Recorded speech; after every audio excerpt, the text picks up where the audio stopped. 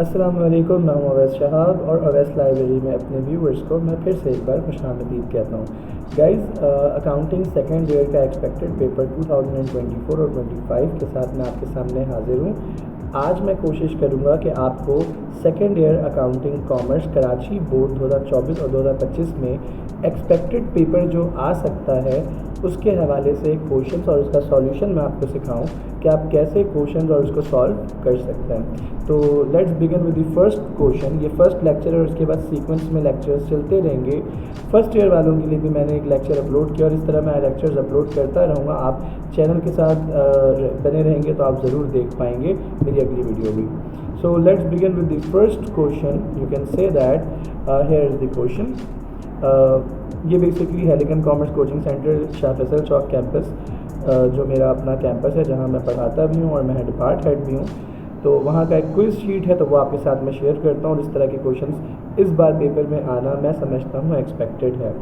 तो क्वेश्चन हमारे पास कुछ इस तरह है कि Messrs Salman and Iftikhar are running their separate sole businesses and they decided to form partnership firm under the name and style of Mrs. Iftiman Incorporation। तो इफ्तिखार साहब और सलमान साहब दोनों अपना अलग अलग बिज़नेस चला रहे थे। उन्होंने फैसला किया कि अपना बिज़नेस शुरू करें और बिज़नेस का नाम रखें messrs Iftiman incorporation. Before formation of partnership their balance sheet shows the following information. उनके बिज़नेस में फॉर्म होने से पहले उनकी बैलेंस शीट ये वैल्यूज़ बताती हैं। कैश सलमान साहब के पास 3,40,000 का और इफ्तिखार साहब के पास 3,60,000 का है। रिसीवेबल 1 लाख का है सलमान साहब के पास और 90,000 का इफ्तिखार साहब के पास। इन्वेंट्री 2,50,000 की है सलमान साहब के पास और 1,80,000 रुपये की है इफ्तिखार साहब के पास। Office premises basically office building को भी कहा जा सकता है। वो पूरी की पूरी उस हिस्से को कहते हैं जहाँ पर आप पार्किंग एरिया वगैरह सब करते हैं, इसको ऑफिस प्रेमिसेस कहा जाता है। बस याद रखने के लिए आप इसको ऑफिस बिल्डिंग भी कह सकते हैं, ये मैंने ऐसे ही लिख दिया है, वरना ऑफिस प्रेमिसेस के नाम से ही कह सकते हैं। सलमान साहब के पास 5 लाख के ऑफिस प्रेमिसेस है जबकि इफ्तिखार साहब के पास ऑफिस प्रेमिसेस नहीं है। व्हीकल सलमान साहब के पास नहीं है जबकि इफ्तिखार साहब के पास 4 लाख का है। मार्केटेबल सिक्योरिटीज़ 1 लाख 20,000 की सलमान साहब के पास है और इफ्तिखार साहब के पास 80,000 रुपये की है। मार्केटेबल सिक्योरिटी का मतलब होता है कोई ऐसे एसेट्स जो कैश में कन्वर्ट आसानी से आप कर सकते हैं। किसी कंपनी के आपने शेयर्स खरीदे हुए हों, किसी कंपनी के आपने बॉन्ड्स खरीदे हुए हों, सो एंड सो फोर्थ, इसको मार्केटेबल सिक्योरिटी कहते हैं। Allowances for bad debt 10,000 rupees का सलमान साहब के पास है और 9,000 रुपये का इफ्तिखार साहब के पास है। अकाउंट्स पेबल 50,000 का सलमान साहब के पास है और 30,000 का इफ्तिखार साहब के पास है। और नोट्स पेबल 80,000 का सलमान साहब का और इफ्तिखार साहब का 1 लाख का है। द पार्टनर्स यानी they agreed on the following values. जो पार्टनर्स हैं फॉर्मेशन जो कर रहे हैं वो इस वैल्यू पे एग्री कर रहे हैं तमाम वैल्यू को। सलमान साहब रिसीवेबल लेंगे 70,000 जबकि सलमान साहब की अगर मैं बात करूँ रिसीवेबल क्वेश्चन में 1 लाख का था और इसमें से अगर 10,000 रुपये बैड डेट माइनस हो जाते तो 90,000 बनता है, लेकिन कंसीडर ये किया जाता है कि 70,000 रुपये रिसीवेबल होगा। मर्चेंडाइज इन्वेंट्री 2,90,000 कंसीडर की जा रही है जबकि इन्वेंट्री 2,50,000 की थी। ऑफिस प्रेमिसेस की वैल्यू 6 लाख कंसीडर की जा रही है और इसी तरह अकाउंट पेबल 40,000 का कंसीडर किया जा रहा है। जिन चीज़ों की एग्रीड वैल्यू है हम उसको एग्रीड वैल्यू पे लेंगे और जिन चीज़ों की एग्रीड वैल्यू नहीं है उन चीज़ों को हम उनकी बुक वैल्यू पे ले लेंगे। इसी तरह इफ्तिखार साहब का रिसीवेबल कंसीडर किया जा रहा है 88,000 रुपीज़ का जबकि इफ्तिखार साहब का रिसीवेबल 90,000 का था और 9,000 रुपये का इनका बैड डेट था। व्हीकल 3,60,000 कंसीडर की जा रही है, कर लेंगे। इन्वेंट्री 2 लाख और पेबल 25,000। अब आपने पार्टनरशिप फॉर्मेशन में एक जर्नल बनाना और इनिशियल बैलेंस शीट बनानी है। पेपर में भी इस तरह के क्वेश्चंस आपके पास आ सकते हैं। सबसे पहले बिज़नेस का टाइटल है मैसेज इफ्तिमन। मैंने मैसेज इफ्तिमन के नाम से एक जर्नल बनाने का इरादा कर लिया है, ठीक है जी। अब मुझे कह रहा है कि बिज़नेस शुरू कर रहे हैं, मेरे पास ईयर गिवन है at the end of the question 2019 जून की 1st। ये तमाम तर बातों को नोट करने की ज़रूरत है। क्वेश्चंस पहले पूरा पढ़ा करें उसके बाद सॉल्व करने के लिए जाया करें। 2019 है, जून की 1st है। सबसे पहले मैं ईयर लिख लेता हूँ 2019 और जून की 1st है तो मैं जून की 1st लिख लेता हूँ, ठीक है जी। उसके बाद अब मुझसे ये कह रहा है कि मुझे इनिशियल पहले पार्टनरशिप फॉर्मेशन के लिए जर्नल में एंट्री पास करनी है। तो पहले मैं सलमान के लिए एंट्री पास करूँगा, ठीक है जी। सलमान के लिए जब मैं एंट्री पास कर लूँ फिर उसके बाद मैं एंट्री पास करूँगा इफ्तिखार साहब के लिए, ठीक है जी। तो पहले मैं भी सलमान साहब के ही एसेट्स को कंसीडर करूँगा।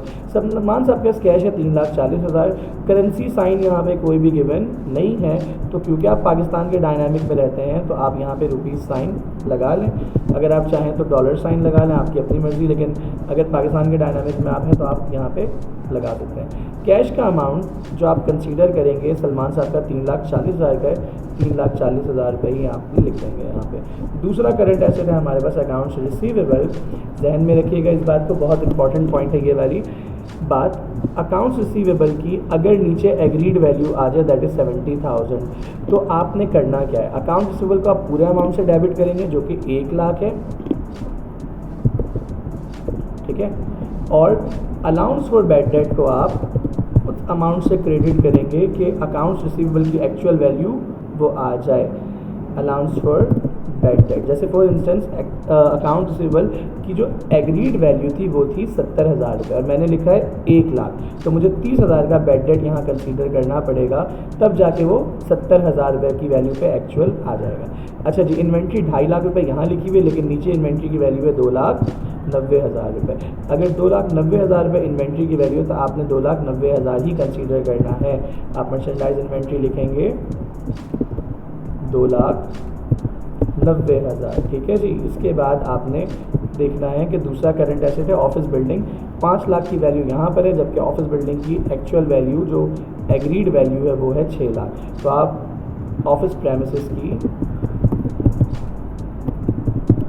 वैल्यू 6 लाख लिखेंगे जो एक्चुअल वैल्यू एग्रीड वैल्यू। हम एग्रीड वैल्यू को सबसे पहले प्रेफर करते हैं। मार्केटेबल सिक्योरिटी ये 1,20,000 की, इसके ऊपर कोई एडजस्टमेंट गिवन नहीं है, तो हम मार्केटेबल सिक्योरिटी को इसी वैल्यू पे ले लेंगे। मार्केटेबल सिक्योरिटी इसी वैल्यू में हम ले लेंगे, दैट इज़ 1,20,000 रुपीज़ का अमाउंट। मेरे ख्याल से मैंने कैश, अकाउंटेबल, इन्वेंट्री, व्हीकल तो है नहीं, तो व्हीकल मैं लिखूंगा भी नहीं, ऑफिस बिल्डिंग, मार्केटेबल सिक्योरिटी यहाँ तक मैंने सारे ले लिए। अब मुझे लाइबिलिटी लेनी है। लाइबिलिटी की वैल्यू अकाउंट्स पेबल नीचे गिवन है 40,000 रुपये, जबकि ऊपर गिवन है 50,000, तो मैं एग्रीड वैल्यू लूँगा that is 40,000 rupees.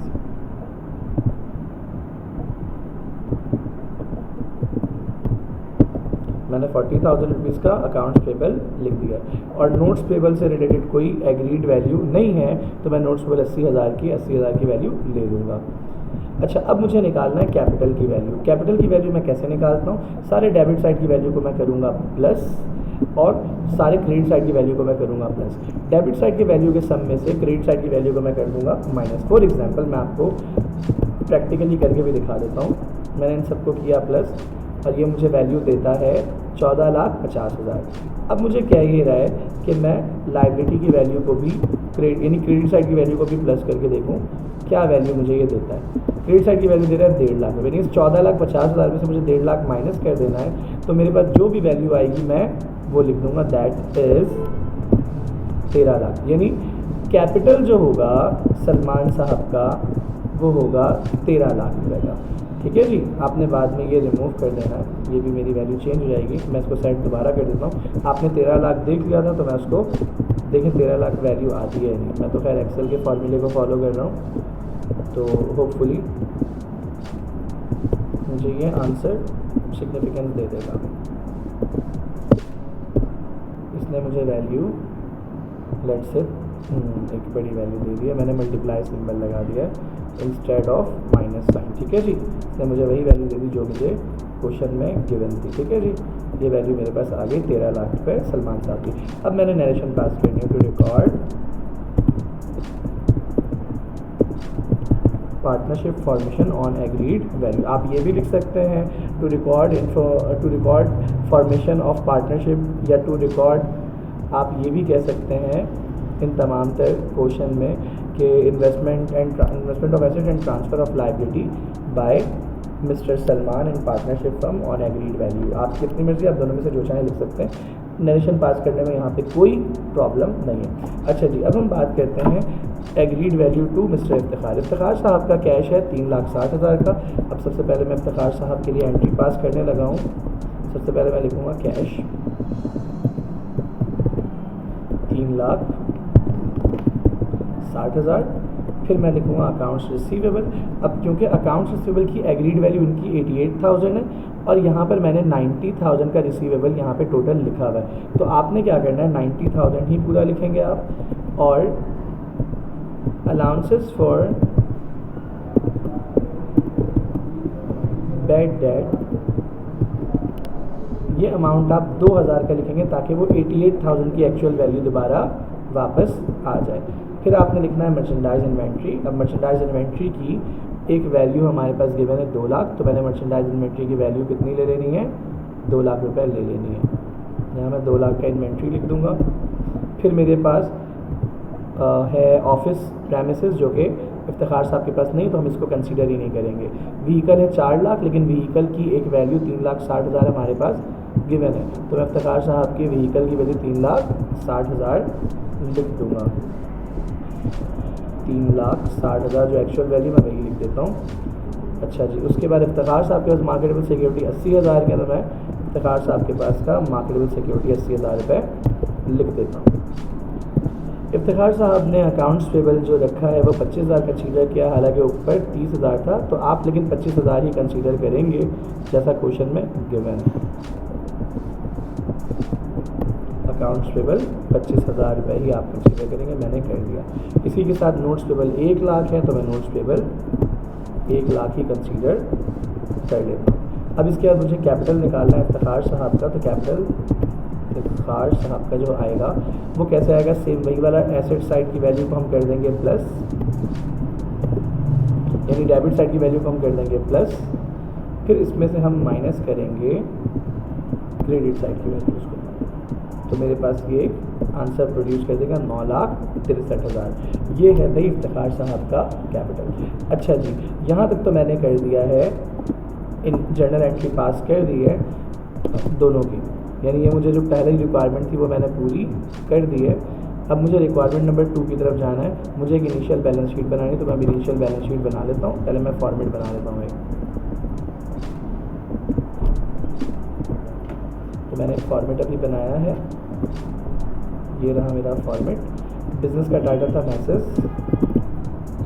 इफ्तिमन incorporation, balance sheet as on June 1st 2019, तो मैं 2019 लिखता हूँ। अब क्योंकि ये जो बिज़नेस है, अब ये इफ्तिमन एक नया बिज़नेस कंसीडर किया जा रहा है। इस बिज़नेस में कैश इफ्तिखार साहब ने लगाया 3,60,000, जबकि कैश लगाया है सलमान साहब ने 3,40,000। तो इस बिज़नेस में जो टोटल कैश है वो दोनों को प्लस करके लिखने के बाद आएगा। पहले मैं कैश लिख देता हूँ दोनों की वैल्यू को प्लस करके, 3,60,000 का ये कैश, मैं ये भी प्लस करता हूँ, और साथ साथ में 3,40,000 का ये कैश ये भी प्लस करता हूँ, तो इसका मतलब 7 लाख का कैश मेरे पास आ गया। अब मुझे लिखना है अकाउंट रिसीवेबल। याद रखिए अकाउंट रिसीवेबल में से बैड डेट्स माइनस हो रहे, तो इसलिए मैं अकाउंट रिसीवेबल 7 लाख के नीचे नहीं लिख रहा, बल्कि इस जगह पर प्लस करके लिख रहा हूँ दोनों की वैल्यूज़ को, ताकि मैं एक एक्चुअल वैल्यू की तरफ आ सकूँ at the end of the period. सही है जी। अब मैं इसमें से लेस कर दूँगा अलाउंस फॉर बैड डेट, जो कि है हमारा